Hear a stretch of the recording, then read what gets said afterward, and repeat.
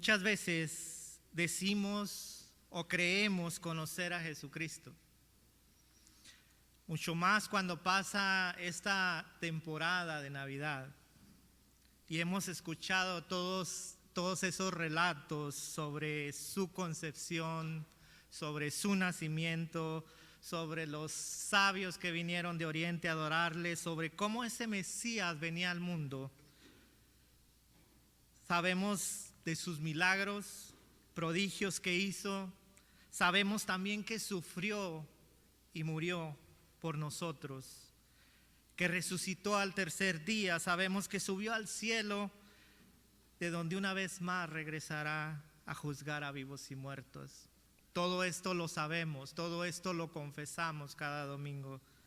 Sabemos todas estas cosas porque la Biblia nos lo dice. Pero así como la Biblia nos dice esto, también nos dice muchas más cosas acerca de Jesucristo. La primera lectura que leímos hoy nos dice que Él, Jesucristo, Él es la imagen del Dios invisible, el primogénito de toda la creación.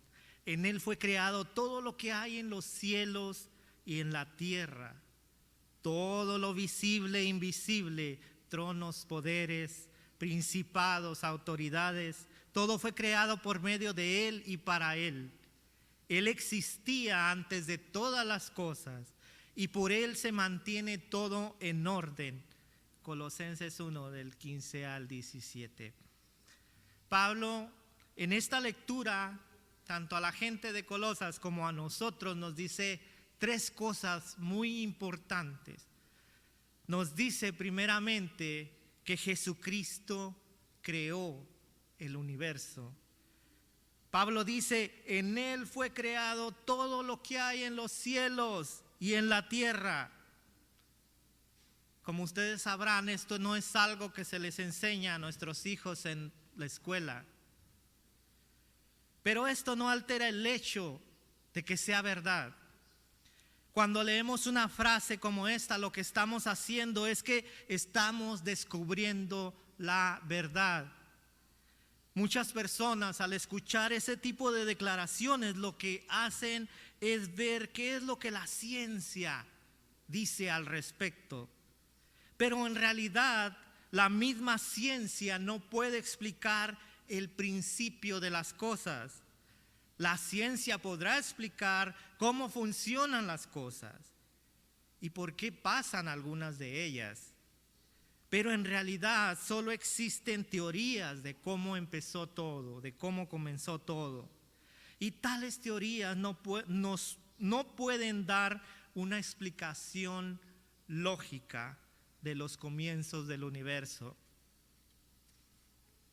El doctor Asa Gray, uno de los más grandes botánicos y defensores de la teoría de la evolución de Charles Darwin del siglo pasado, escribió ya casi al final de su vida, escribió: un principio está mucho más allá de lo que la ciencia puede explicar, lo cual se ocupa de cómo las cosas son y funcionan, pero tiene nada que decir en cómo éstas comienzan.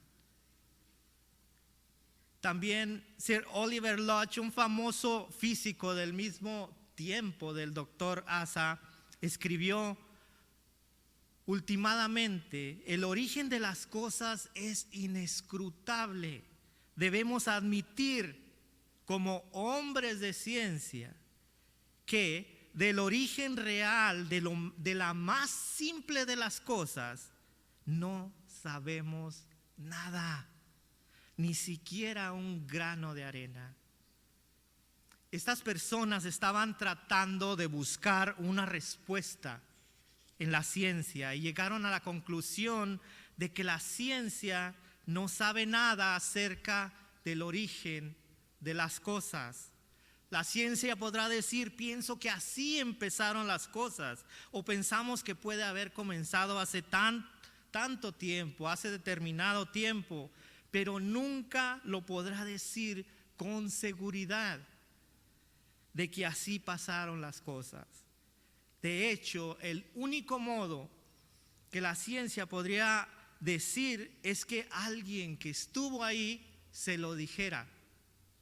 En otras palabras, esta información no es derivada por un proceso de razonamiento como la ciencia lo hace, sino que toda esta información es derivada por un proceso de revelación.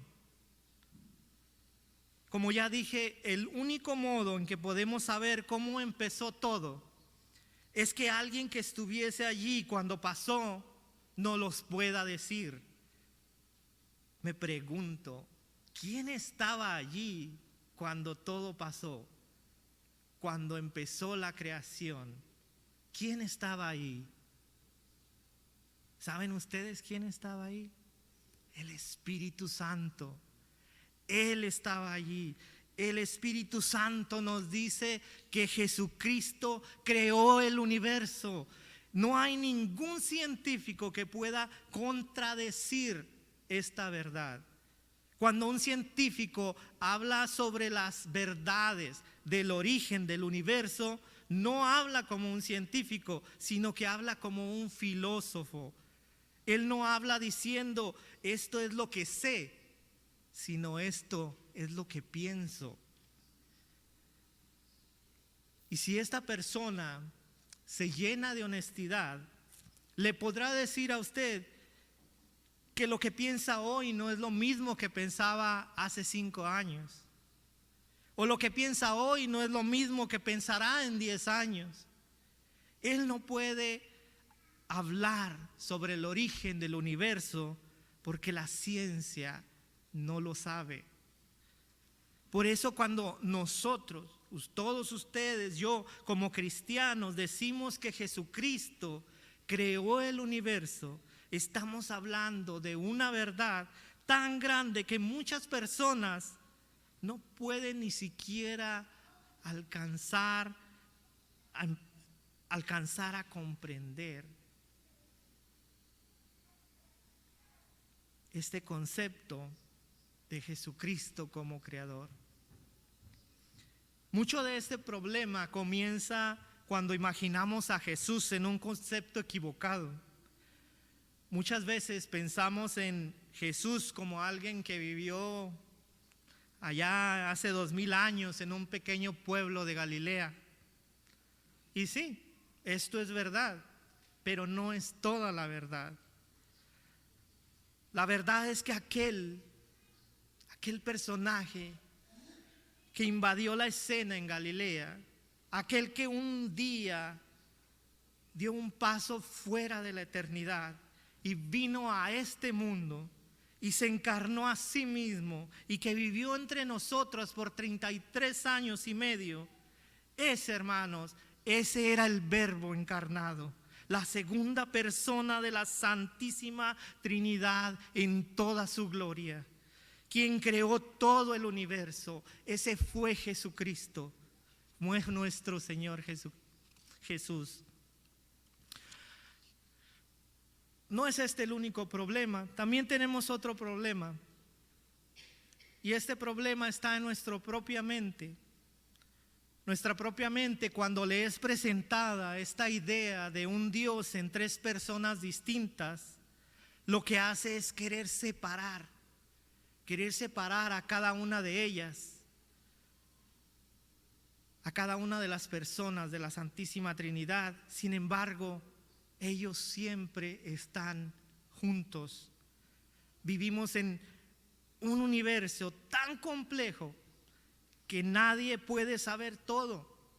Nadie de nosotros podemos saber todo, ni siquiera en su propio campo de experiencia. Todos aquí hacemos cosas diferentes, todos hacemos cosas diferentes.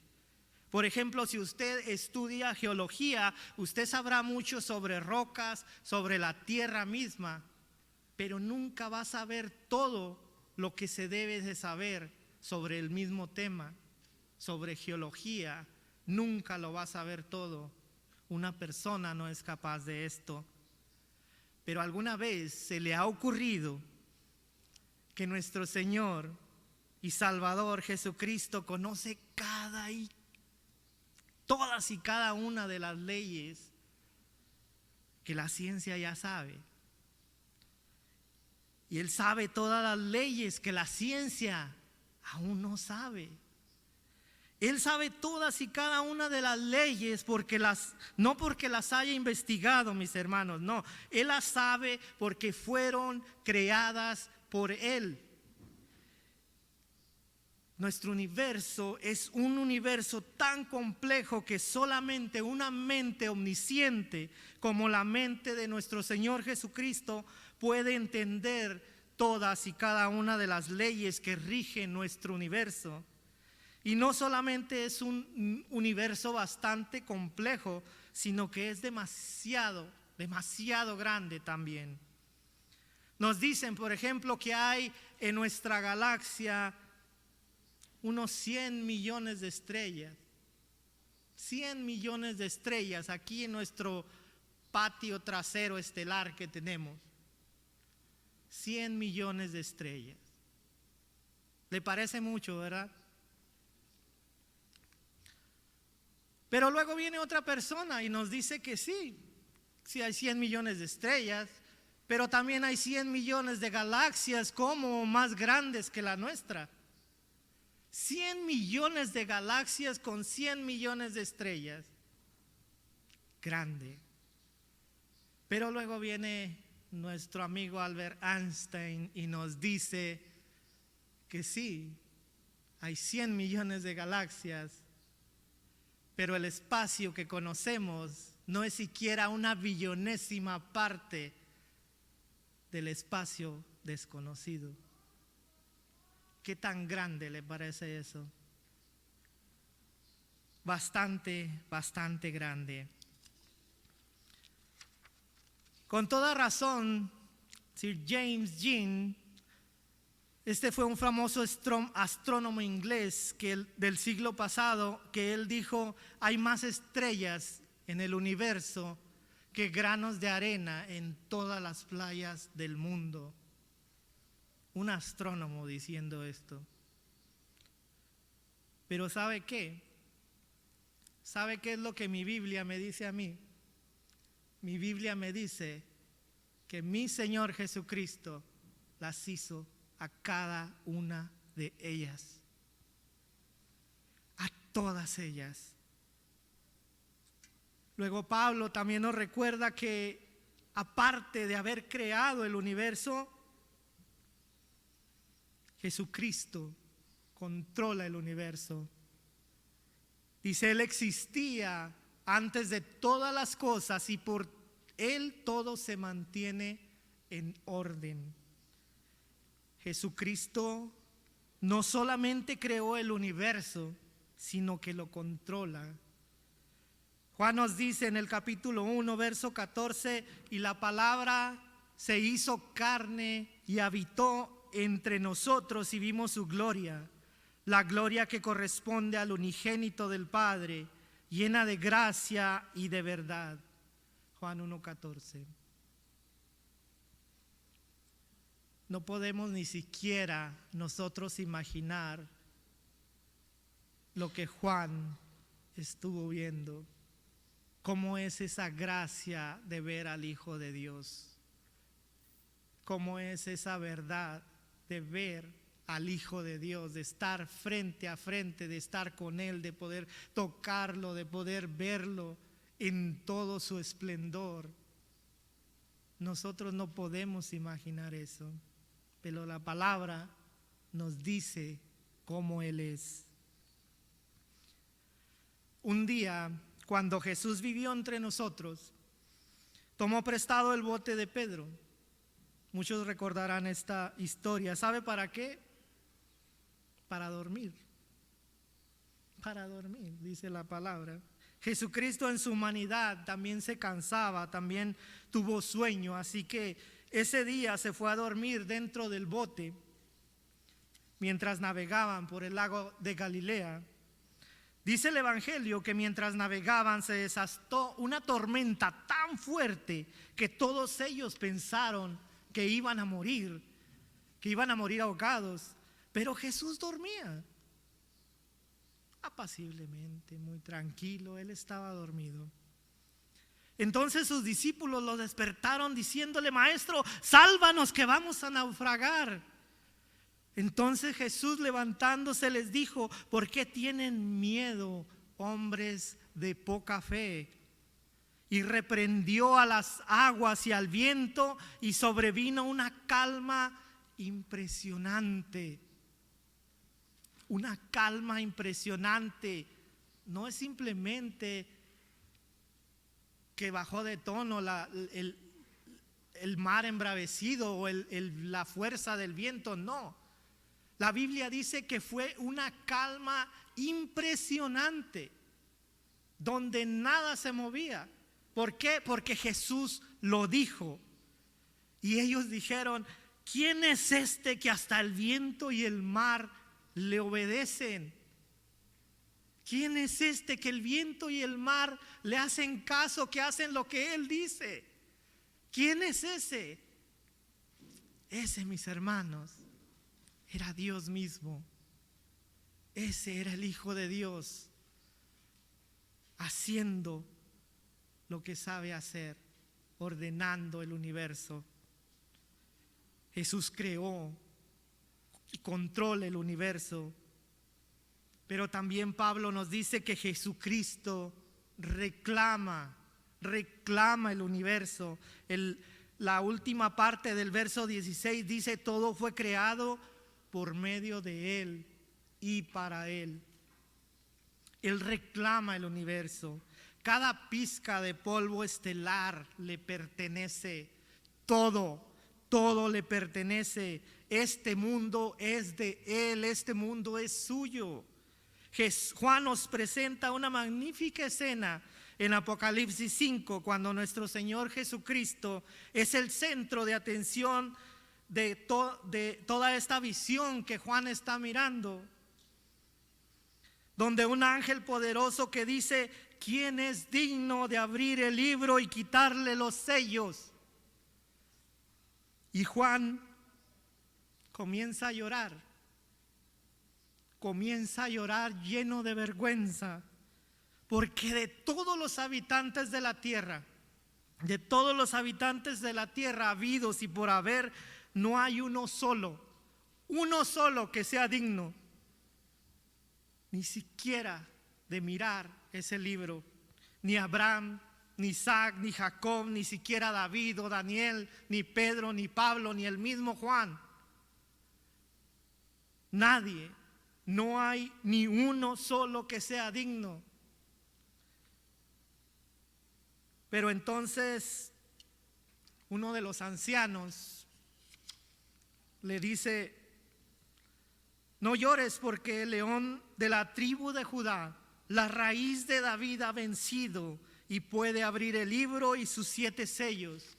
Apocalipsis 5:5.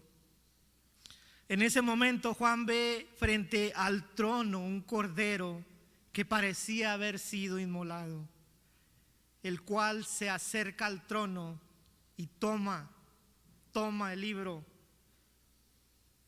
Jesús no solo creó el universo, no solo controla el universo, sino que también reclama el universo.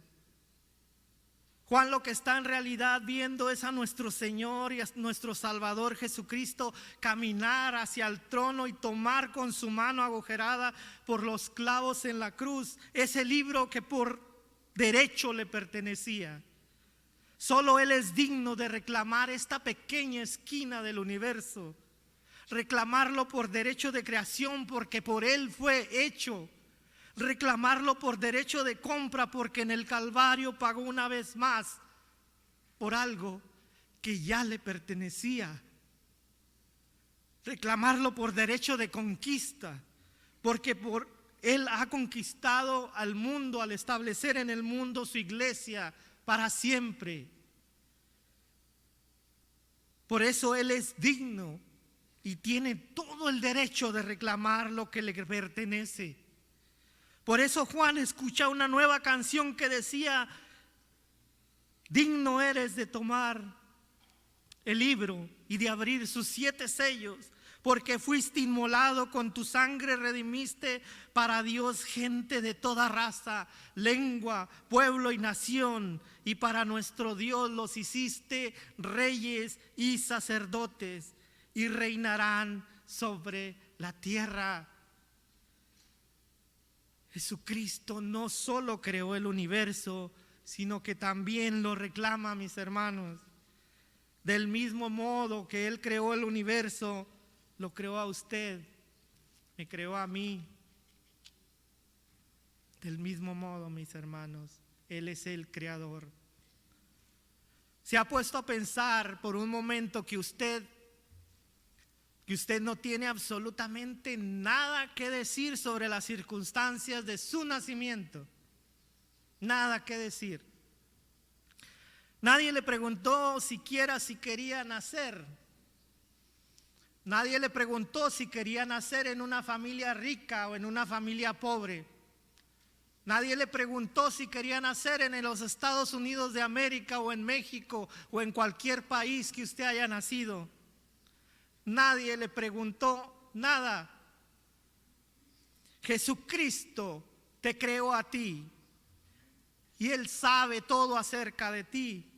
Él te hizo y Él te reclama. Él tiene todo el derecho de reinar en tu corazón y tu mente como Salvador y Rey. Él nos reclama, no nos pertenecemos a nosotros mismos. Fuimos comprados por un precio. Él nos reclama y nos controla. Es nuestra propia rebeldía en el pecado lo que nos lleva a no querer que nuestro Señor nos controle. Somos rebeldes, hermanos. No queremos entregarle el control a Él. Queremos vivir nuestra vida como nosotros queremos. No queremos dárselo a Él.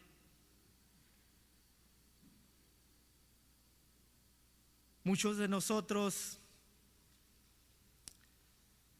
aun a pesar de haber oído el Evangelio por muchos años, no queremos perder ese control sobre nuestra vida. Nosotros mismos podemos examinar nuestra vida y preguntarnos: ¿estamos dejando que Jesucristo controle nuestra vida? ¿O estamos en realidad haciendo lo que nosotros queremos? Nuestro Señor Jesucristo quiere que le conozcamos a Él. Él quiere tener una relación con nosotros. No porque nos necesite ni mucho menos, sino porque Él y solo Él sabe lo que es tener una relación con el Padre. Solo Él lo sabe. Y solo a través de Él es que podemos alcanzar esta meta prometida de un día estar frente al Padre y decirle: papito, ya llegué. Abba, Padre, dice la Biblia. ¿Qué hay más hermoso? ¿Qué puede haber más hermoso que llegar usted como hijo de Dios ante su Padre celestial y decirle: Abba, Padre, he llegado, gracias a Él, gracias por tu misericordia? Tal vez en este día hay alguien escuchando que aún no tiene a Cristo en su corazón. Déjeme decirle que Él tiene la última palabra, no usted. Él la tiene. Y claro, usted puede decir: aceptaré o no lo aceptaré cuando le es presentado el Evangelio. Usted puede decir: sí, aceptaré a Jesucristo como mi Salvador. O puede decir: no, no lo aceptaré. Usted puede pararse de la banca donde está sentado e irse simplemente. Pero de hecho lo que le está diciendo al Señor Jesús es: quita tus manos de mi vida, déjame en paz. Eso es lo que está uno haciendo al no aceptar el Evangelio. Su decisión, es su decisión. Pero usted no tiene la última palabra, Él la tiene. Y lo que va a pasar es que uno de estos días Él va a decir: está bien, hazlo a tu modo, vive sin mí para siempre. Nos hemos acostumbrado a ver en nuestra mente un Jesucristo necesitado, un Jesucristo que nada tiene, que nada puede hacer por nosotros. Tenemos en nuestra mente la imagen de un Jesús con una oveja en los hombros que pareciera no haber trabajado un día en su vida. Pero la palabra de Dios dice otra cosa muy diferente. Entonces vi que el cielo se había abierto y allí aparecía un caballo blanco. El nombre del que lo montaba es Fiel y Verdadero, el que juzga y pelea con justicia. Sus ojos parecían dos llamas de fuego y en su cabeza había muchas diademas y tenía escrito un nombre que solo él conocía. La ropa que vestía estaba teñida en sangre y su nombre es el Verbo de Dios. Y va seguido de los ejércitos celestiales que montaban caballos blancos y vestían lino finísimo, blanco y limpio. De su boca salía una espada afilada para herir con ella a las naciones. Y él gobernará con cetro de hierro y pisará el lagar del ardiente vino de la ira de Dios Todopoderoso. Apocalipsis 19. Ese, mis hermanos, ese es el Jesucristo al cual yo sirvo. Porque un día Él vendrá y juzgará a su iglesia. Y así como quiero que mi nombre esté en ese libro de la vida, quiero que el suyo también lo esté. No dejemos pasar un día más, mis hermanos. Deje que ese juez justo reine en su vida. Ya para terminar, no busquemos allá afuera lo que el mundo dice. Lo que el mundo dice de Jesús, mis hermanos. Porque el mundo no lo conoce. Lo leímos en la Escritura esta mañana, en el Santo Evangelio. Vino al mundo y el mundo no lo reconoció. El mundo no conoce a Jesús. Es solo por medio de la palabra de Dios que el Espíritu Santo nos revela al verdadero Jesucristo. Solo a través de su palabra es que podemos conocer a ese que murió por nosotros. Allá afuera lo que tratan de vendernos es a un Jesús que se adapte, que se acople a nuestra vida. Y no a un Jesucristo que reine sobre nosotros. Usted puede buscarlo hoy.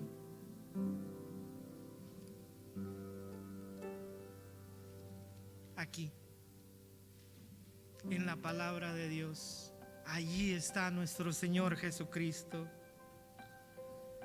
Isaías 55:6 dice: busquen al Señor mientras pueda ser hallado, llámenlo mientras se encuentra cerca.